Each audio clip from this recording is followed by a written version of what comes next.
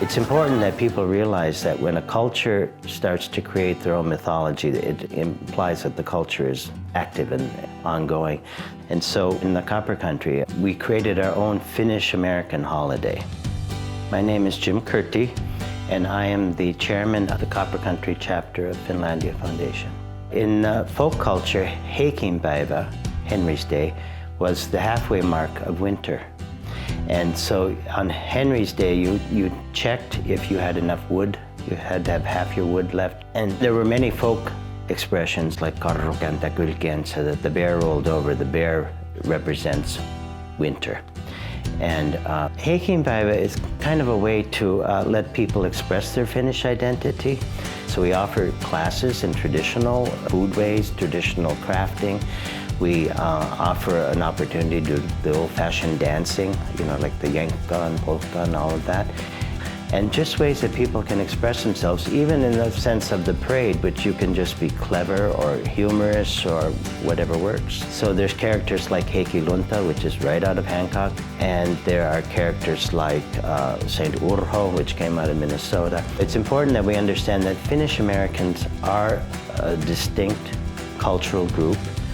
And I think that that's something we should celebrate. And we're doing things that make it available for the youngest in our community or the oldest in the community to be involved, whether you're Finnish or not.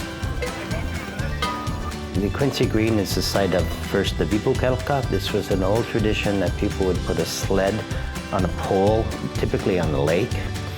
And with centrifugal force, it gives quite a ride. And that's a very old tradition. And then we have the kick sleds, which you find in all the Nordic countries. Then we do something that's contemporary Finnish wife-carrying contest. And so our wife-carrying contest is Copper Country style. It represents a typical Saturday in a Finnish American home. You begin by cleaning the house. You have to shake the rag rug carpets. And then you go on to the sauna, and you have to use the sauna switches and the bucket. And then you carry your wife, which is interpreted very loosely, to the table. You have coffee and goodies after sauna, and if you don't pour your guest coffee first, you have to start over because you always pour the guest coffee first. And then you run to the finish line, and so it's a lot of fun. And in they come! We have a peculiar thing that we've developed just in the last few years. At the end of the parade, all the characters that are in the parade and the costumes, and then everyone else, they can go into this spiral. We call it the bear spiral. And the first year we did it, we thought this might not work at all.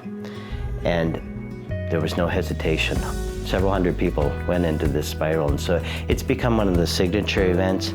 It represents how you can participate in Heikinpäivä any way you want. You can just kind of look at the merchandise, you can play the games, you can watch the parade, or you can kind of have this sense of pride that Finnish culture after all these years still exists.